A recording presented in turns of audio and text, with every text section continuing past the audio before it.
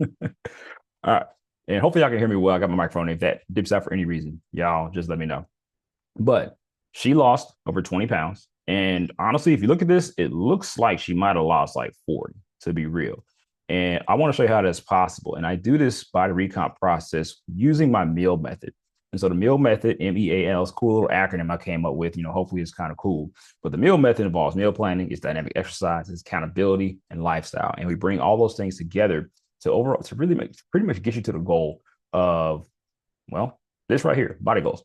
So first things first is building muscle, losing fat, and keeping results. There we go. How do we do that, y'all? So the first step of that process. So the first step of that process, y'all, is meal plan mastery. And meal plan mastery is always going to come first. Let me zoom in on here. Meal plan mastery is always going to come first because you can work out as hard as you want. You can be as accountable as you want. But if you're not handling nutrition, your body and the way you nourish it is going to dictate all the process. So before we get into the tactical, like how to actually build a meal plan that's going to produce fat loss for you, a couple things I want you to note is start very, very simple. And this one isn't taking note right here, but I want you to start simple with looking at how many times you eat per day right now. So like a lot of the time when I'm working with people in the first parts, they're eating like once or twice a day. And then you might have a healthy day, 100% here and there.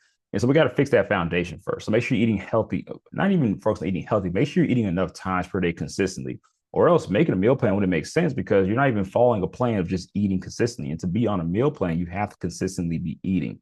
And don't worry about the minute details and nitty gritty. I'm going to show you how to break this stuff down for my meal plan mastery guide without even having to be a pro at meal planning. One, and two, even if you're a picky eater, is this still going to work for you? So first things first, meal plan mastery. Step one is you got to find 5 to 10 of your favorite fruits, vegetables, carbs, proteins, healthy fat. And if you don't even know what those categories are, I mean, you can Google this stuff, you can chat GPT this stuff. Heck, you can copy, paste, and highlight this thing right here and use that for chat GPT to help you make a meal plan if you want to. Now, when I created stuff like this, chat GPT wasn't a thing, but now y'all got that to your disposal. So start there. And the reason I say start with your favorite stuff is because too often we are trying to find like the one secret meal to get to our ultimate goal. And that is going to make it hard every single time for us to get to the result. So just start small. What are your favorite fruits? What vegetables you like? Proteins, meats, fish, seafood, whatever, starchy carbs, healthy fats, so on and so forth. Step two is to create meals. Now, this is how I like to create meals. When I'm creating my meals, y'all, so I'm trying to this thing when I'm creating my meals, y'all, the thing that I like to do is just think about my favorite restaurants. Like I like wings and fries. I like pizza. I like tacos, but fajitas. I think about the favorite things. Oh, pasta dishes. I think about my favorite dishes first. And that's how I use the ingredients that I have. And luckily we have stuff like TikTok now. I use that to try to find different meals and learn how to meal prep and find like a grocery list for those things. And then once you create those meals and you start creating a grocery list, you start organizing those into breakfast, lunch, with your snacks, and maybe your dinners. And then after we got all that, right, now we go to the point of now we can calculate how many calories overall that we need to get to and how to assign calories to each meal and how to calculate those calories for all meals. And then we move on. So this is kind of more expanded. I'll kind of show you. So create a food list. For example, this is a food list. So you got spinach, broccoli, bell peppers, not going to be all this stuff. You got your fruit items here, your different proteins, your different starches, your different healthy fats. It doesn't have to be a cute looking list like this, y'all. You can just make like any kind of old list, but I just try to make it like, palatable as you're looking at this live. So once we get those things, then we create the meals. So these are just some arbitrary meals that I made here, right? And so for breakfast, scrambled eggs, sauteed spinach, and sliced tomatoes on it on a whole wheat toast. So like a little, I don't know what kind of toast they call that. I don't know what kind of toast they call it at brunch and stuff. But make you a cute little toast, right? And then lunch, we got grilled chicken breast. We pretty much made a salad. Snacks, here we made a protein shake recipe. And then for dinner, we got some kind of baked salmon fillet thing that we made here. Those are all dishes that I like. I just kind of twisted them up and made them a little bit more healthy. And hey, Kristen, I see you coming in. Appreciate you just dropping a comment. As y'all come in, make sure y'all drop a comment because I want to make sure I can see y'all. And if you're enjoying this type of content, give me a thumbs up. And also give me a hashtag replay if you're watching on the replay. All right. Now, The next step is then to add your calories. Now, why are we adding calories now? People are trying to meal prep and lose fat backwards because you're trying to figure out, algebra. You're trying to do calculus and you haven't even learned how to multiply and divide yet. And so the first thing is you don't even know what the hell you like to eat. That's why step one is write your favorite foods out. Google ideas, create meals out of that, turn to breakfast, lunch, and dinner. And then we calculate and make the portions match our calories. So going back down here, adding in our calories. So now I'll go here and assign. I think I based this one off of, let me see, 600, 500, that's 11, 15. Okay, I based this example off of a 1,750 calorie diet. When I made this guy, I think I had in mind like a 35+ year old woman, works out like 3 times a week, maybe gets around 7,000, 8,000 steps. That's about what I based this one off of. So if that's you, I guess you're in luck for watching this live. But we just went through the calories on here. So breakfast was only 400 calories, right? And then my lunch was 500 calories here for her. The calories for the snack was about 250 grams, and dinner was 600 calories. So dinner obviously was a lot bigger, a lot more heftier of a meal. This is how you want to do it with meal planning, y'all. It's literally simple as that. And for the most part, a lot of my clients, we don't even get to the point where we have to get so super detailed down in order to get to like really the goal that you want to get to. When you're getting to this, now you're trying to get like lean. Like, so if we go back out, and we're done with the nutrition section, by the way, but if we go back out, and I know you just probably got in here, and we're talking about like getting like lean, this is when we can like really start counting macros to really start getting over that hump more. All right. But let's move on to the next thing. And by the way, if you want more information on meal plan mastery, I have a full complete guide, whether you're watching this live or watching replay, comment meal plan in this live. And when that hits me up, when it hits me on the Facebook notification, I will send you the free link. All you need is your email to drop into the link, and I'll send it to you. It'll be straight to your email. All right, but the next step into the meal method in Body Recomp is now we figure out exercise. If you're just getting in here, by the way, meal plan is first because you can work out as hard as you want, but if we don't eat the right things, then we're just not going to get to the goal. So dynamic exercise. Now, why is it dynamic exercise? Because life will change. And so I used to say exercise, but no, then the pillar of my program became dynamic exercise because it has to be dynamic. It has to change. That's just what it is. So I like to keep things real simple, by the way, y'all. So I have very, very brief 2-3 word bullet points in this stuff because we need to talk, y'all. We got to talk. First step to dynamic exercise is you need resistance training. I didn't put strength training here because it can kind of be a little intimidating of a word, but resistance training is what your muscles need. And it's pretty much you're putting a resistance on your muscle. As I'm sitting in this chair, my body and my muscles, they're experiencing resistance. So the best form of resistance training, hands down, it's going to be weightlifting. And then, functional training and stuff like that, Pilates, HIIT, yoga, all this stuff. Cool. But you need to lift weights, especially ladies. Y'all really need to lift weights because your bone mineral density is at stake here. And if you really want your body to shape out, so like up here with Lenine, like we don't get to this goal without lifting weights, y'all. We don't get here without lifting weights because she would have got smaller, but you can literally see the core definition. And she had children, y'all. She has 2 kids, and still look at that core. That is amazing. Look at the arms. You can clearly see the legs well, you can't clearly see, but the legs have shape now, right? This is from lifting weights, y'all. It's from lifting weights. And we'll get to how often per day, what kind of splits might be recommended. But first thing is you need resistance training. Got to have that added into your program. The next thing is you need a cardio routine, and you need a cardio routine you can stick to. And people will always ask, what's the best form of cardio? The best form of cardio is the one that you can do and the one that you can stick to on a consistent basis. That's just what it's going to be. If you love swimming, go swimming. If you like run clubs, do a run club. If you like doing class passes, just jumping around the city and just trying different stuff out, then do that as well too. You got to do what you can stick to consistently, not something that you can only do short term because it's not going to help you long term with keeping results. That's why y'all lose weight and y'all find it again because we're doing things that we can't really sustain, right?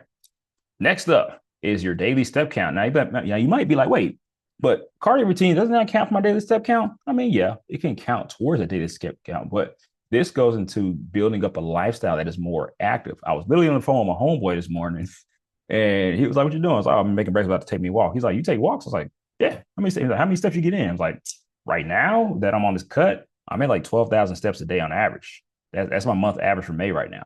And he was like, golly, I don't even get about 5,000, 6,000.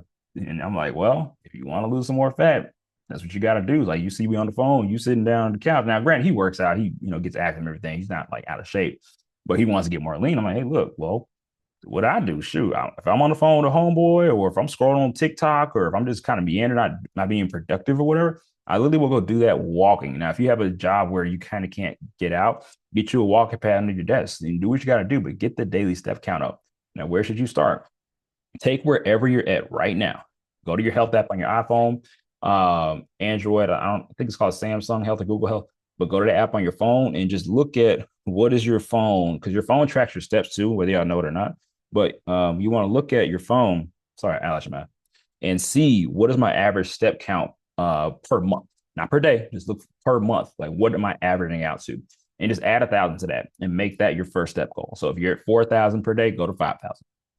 That's gonna be your goal. And easily that's like 15 minutes of walking in the morning. Wake up and just wake up 15 minutes earlier, or at the end of your day, add 15 minutes in where you can walk, or your lunch, add extra 15 minutes in and just take a walk. That easily is going to give you an extra 1,000 steps. But you got to slowly start to increase those daily steps, because if you go from 0 to 100, you can hurt your ankles, you can twist something, you can injure a muscle, especially if you're inactive. Like literally, I had a point where I was like, I want to like start going hard. This was 3 years ago, and I was doing combat training. I was lifting weights. I was running miles, and of course, I was training in person still. Well, I still am now, but I was training in person, and I was just on my feet all the time. I suffered a stress fracture in only 2 months of doing all this stuff, and that stress fracture caused me to have to take 3 months off of lifting with my legs. I lost hella muscle mass, a lot of motivation. I lost a lot of weight, but not the good weight, because I'm losing muscle mass. And of course, fell into a little bit of mini depression, because it's like, I lost all this hard work. I was going so hard, like I was doing well. So I thought, but I was doing too much. And so knowing your body is very important. So that's why I get a recommendation. Take your daily steps of where you're at now per month and just add 1,000 to that. And then we take everything right here. So your resistance training, weightlifting, your cardio routine, your daily step count, and think about how much time do you actually have. It's like, well, Jeremy, I don't know how much time I actually have. Well, you need a calendar. So this is my calendar. I'm not going to let y'all just check my calendar too much, but this is my calendar, y'all.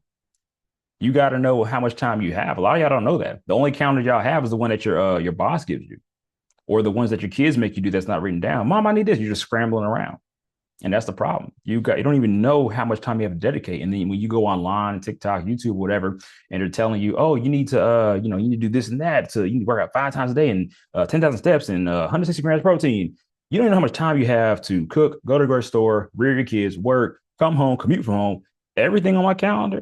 I've actually for about a month straight, I would spend time. How much time does it take me to get dressed, get to the car, drive to where I gotta work, get settled in? Like how much is that actual commute time?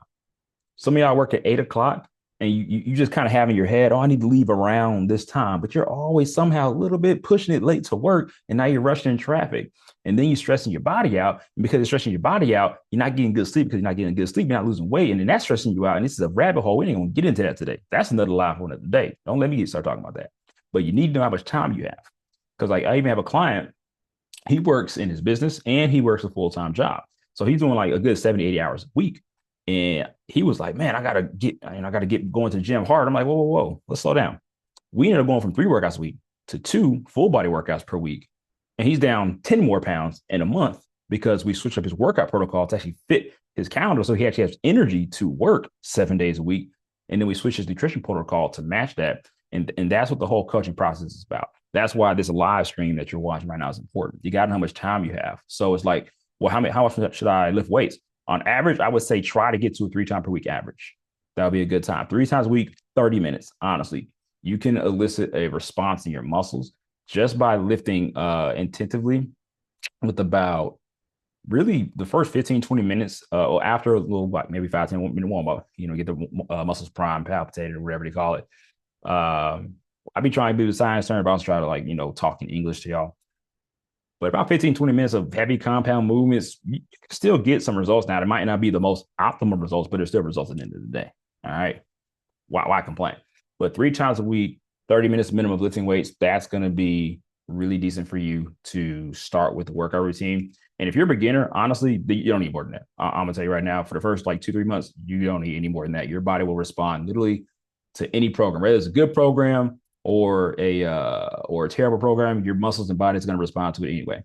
So there's going to be times where you can work out 5, 6 times a week. There's going to be times for 4 times, might be times for 2. You might take a break sometimes. That's okay. But you have to know how much time you have, like I put down in here, in order to fit this stuff in to where you guys are going to be able to work out. And with your cardio routine, same thing. Some of y'all might not be able to do the weightlifting and have a cardio routine, but what can you do? Well, you can get your daily steps up. Me personally, I have time for a cardio routine, but I ain't gonna lie. I know myself. We're gonna get to that in the lifestyle section of this live stream, but I know myself. I don't like the treadmill. I don't like rower machine. I don't like elliptical, stair climber. I have a total of 2 minutes in my lifetime of using the Stairmaster. I know what I don't like and I won't do, but I know I need cardio. So what do? I walk any chance I get, I'm walking. I'm stepping. I'm certified step. Okay. That's what I like to do. So multiply all these things, resistance training, your cardio routine, your steps, by how much time you have left and how much time you have in your calendar. When I say multiply, that means be realistic with your calendar. If you can't work out 5 times a week because you got 4 kids running around, then that just might not be where you're at, right? Go to 2, go to 3, do something. Now, the next thing is accountability. And this ain't that accountability where people are like, you just got to get it, be motivated. Honestly, use motivation when you can, but that's not, who cares? You got to be accountable to yourself, but you have to learn how to be accountable. And so I'm going to teach you secrets with this. First one, track your workouts, because what gets tracked gets managed. I think if Dominic's still here, he'll agree with that. I've seen a post about this stuff too. But what gets tracked gets managed. You got to track your workouts. Even if you start tracking with, I have a lot of notebooks, clipboards, y'all. Even if you start tracking, like, did I work out Monday? Check. Tuesday? No. Even if you're tracking is that simple, just track the fact, like, did I do something? And then you can start getting into like, what did I do? Okay, well, how much did I do? Okay, what was the work value? Okay, what was the RP of this? Then you get into that, but just track the fact, did I do the thing? Like my clients, for example, we're tracking data. We're actually tracking data with me and my clients. And so you got to track your workouts. That's number one. The second thing is you got to track your nutrition first, and then you track your macros later. Remember in the meal plan mastery section where I talked about this, hey, we have to, and some of y'all might have just got back in here. So yeah, this is the meal plan mastery section. Step one, we're doing finding favorite foods, making ideas on Google. We're creating meals out of that. And the last thing we're doing is calculating calories for all meals. But honestly, you just need to, right now, track your nutrition. And in tracking nutrition, that means, did I eat 3 times today? Did I have protein in every meal? Did I drink water today? I got water. I have a habit of, if I have water, if I have a meeting that I'm doing, then I need to be drinking water. That's a hardcore habit that I have for myself now. I don't do anything without that. You got to track your nutrition and just track the overarching look at it, right? Think about if you're looking at somebody who's in a forest and they're stuck, that they're trying to get through. Hey, they just need to get from point A to point B. And you could tell them they're trying to, okay, what's the best way to traverse the plane? And what if I run into this? And look, just go that way. All right. Don't worry about the nitty gritty. Track your nutrition first. And then when you get to that point of a stuck point, okay, now let's look at the macros. Let's look at the calories. Is your protein here, your fats? Let's look at that stuff next. Y'all trying to calculate the perfect calorie deficit, and you eat once a day. You eat twice a day. It's not going to work. So you got to track your nutrition on a bigger scale, and then you can slowly start to divvy it down if you learn more and more about nutrition and the science behind this stuff. And the next thing to accountability is another part. The next thing about accountability is building a support system. So this is being a part of groups, Facebook groups. You need to also form your own team, your own little wolf pack. It ain't got to be form your own little team and all y'all go get a trainer. You can get me, but form a team and all of y'all get a trainer. Because what's it going to do? And I say 3 to 5 for a reason. Because if you get a workout partner, this is where y'all be going wrong. You be like, I need an accountability partner. No, you need an accountability group, because this never fails. When you wake up, hey girl, let's go to the gym. Your partner don't make it, you don't either. Because you put all your motivation into that one person. And the moment they fall off, you fall off, and then y'all just provide, life just happens. Y'all part different ways, and we're back eating chips and Doritos and all that again. So you need to be a support group. Minimum 3, preferably 5, because heck, even 3 people can fall off. But With five people, there's a chance that somebody's going to be a little more motivated than the next person. And even though y'all might be falling off in different parts, somebody's always going to be there to pick up the pieces and bring it out together. But if it gets a little bit larger than five, it gets less intimate, and then you just kind of like you're just a person in the group, and it's like, oh, nobody's checking for me anyway. And then you end up again, you be in a big group, but you only got one accountability partner in that group, and then both of y'all fall off. Now it's a group of eight. You see what I'm saying? So make a nice group of 3 to 5 people. Preferably, don't get 3 to 5 lazy people. I mean, maybe 2 of y'all can be somewhat lazy and unmotivated, but the other 3, they need to kind of be on their stuff. Why is that? Because birds with feather gonna flock together. 5 lazy people is gonna produce 5 more even lazier people. I'm just saying. And that's not a slight. I'm just telling you what's real. I'm always gonna keep it real with y'all. To build your support system. That includes like Facebook groups, a community on Instagram, whatever it may be. And a bonus tip, and personally, this is what I use. I'm a fitness nutrition coach, yeah, but even so, recently I've lost 20 pounds. I didn't get on here to really boast about that, but I've lost 20 pounds recently, the past almost 11 weeks, and like I have to post. I have to post to promote my content, and just to be honest, the way I look does directly affect like really my content, and that's okay because it keeps me accountable. So if you really want a good bonus tip about accountability, is just post about it. Post about your progress. Now, the last thing to wrap it all up is lifestyle. And with lifestyle, you want to ask yourself these questions. What is my fitness philosophy? And by the way, if you have any questions that y'all want me to answer, just drop those in the chat real quick. Even if you're watching the replay, I'll circle back and I'll shoot you an answer or maybe like a free resource to that question. But what is my fitness philosophy? And what that means is, how do I see myself in 10 years from now? I like thinking like 1, 3, 5, 10 year increments. How do I see myself like 10 years from now working out? 5 years from now working out? Like, what am I doing? Does my lower back hurt? Do I run miles? What's my step count? How does my body look? Do I believe I need to be a gym rat? Like, what's your fitness philosophy? A lot of people fall off because you're just working out for one little body goal, and you get there, and it's like, now what? And then you get that post goal depression, I call it. There's actually a term for it, but I don't know what it is. But you get that dang, there's a word for it. One of y'all probably be able to fill in the blank for me. But then, what is my why? Now, the why is different from the fitness philosophy. Okay. That's just your outlook on fitness and why you keep this thing going. But the why is like a deeper rooted reason. Like, I want to be able to run after my children. Always. I extended that because I have a few children. And now I'm like, you know what? I want to be able to run after my grandchildren. I don't want to be, oh, this grandpa. Oh, now I'm probably still going to get up slow out of the chair. Lower back do be tight if I ain't warmed up. But I want my grandchildren to look at me like, yo, grandpa's so strong. That's that. I'm gonna have to stay in shape for that. I gotta keep moving. And then the next thing is one of my favorite topics. We're definitely gonna go live about this one of these days.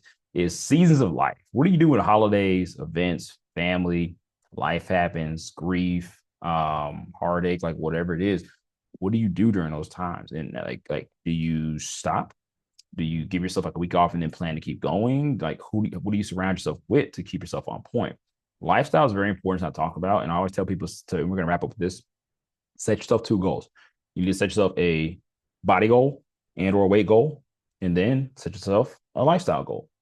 I say body goal and or weight goal because with the weight goal, you might have a lot of weight to lose, but over time, you're going to realize that your ideal weight is in your ideal shape. And then we get to the part where we get to body goals. But then it's like, how do I maintain those body goals? Lifestyle.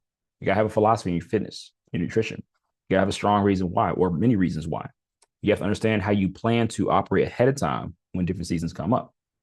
For example, like Christmas, Thanksgiving, when that time comes up for me, I'm kind of eating whatever I want. Now, I'm not pigging out, but if I want a donut on Tuesday during holidays, that's my little 6 to 7 weeks to just kind of do whatever. And then I start locking back in after that. And we got different seasons from there. But I hope y'all enjoy this live. And if you are somebody who wants to lose body fat, you want to build muscle, you've been trying stuff, you've been in the gym, eating clean, but you're not really seeing the results come through, then comment coach below this video and I'm going to message you and we'll talk more information to kind of see, if this program that I run is something that is helpful for you, my online coaching program. But other than that, I appreciate everybody that was able to attend the live, and I'll be sending this replay link out. You can catch this, and that is it. Figure out how to end this, and peace out, y'all.